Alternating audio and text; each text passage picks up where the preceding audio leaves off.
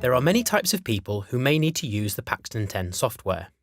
It is important that there is a secure and flexible way of determining who can do what and who can see what. This is what software permissions are for. Software permissions are found in rules.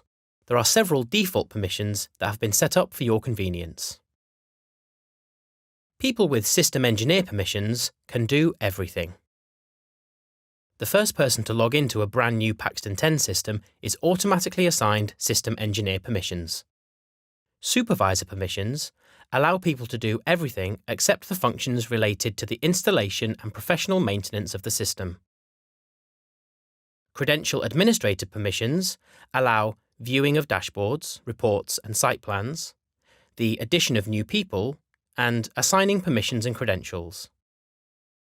Read-only permissions allow viewing only of dashboards, reports, site plans, and people. Events-only permissions gives access to nothing other than the viewing of reports. In addition to the default software permission levels, you can create your own. We refer to these as custom software permissions. Use the control in the ribbon bar to add a new software permission. Give it a name.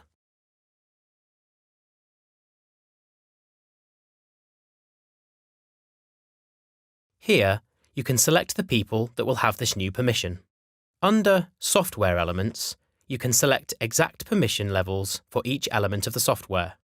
Full means that items can be viewed, created, edited, and deleted.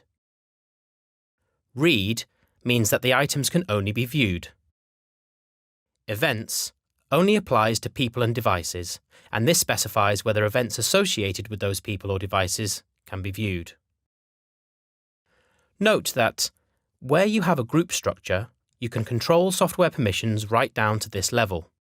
This means that you have complete granular control over what system operators can do and see. Permission to view and edit the system settings can be determined using the Options software element. Permission to use the Paxton10 software remotely can be determined using the Remote software element. For security purposes, software permissions can only be assigned to individuals, not groups of people. If you want to assign software permissions to a person, you can either go into the software permission and select the appropriate person,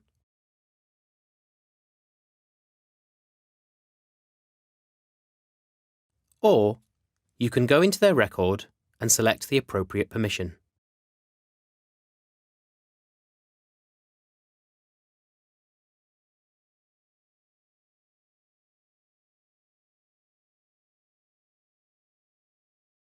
Both methods achieve exactly the same outcome.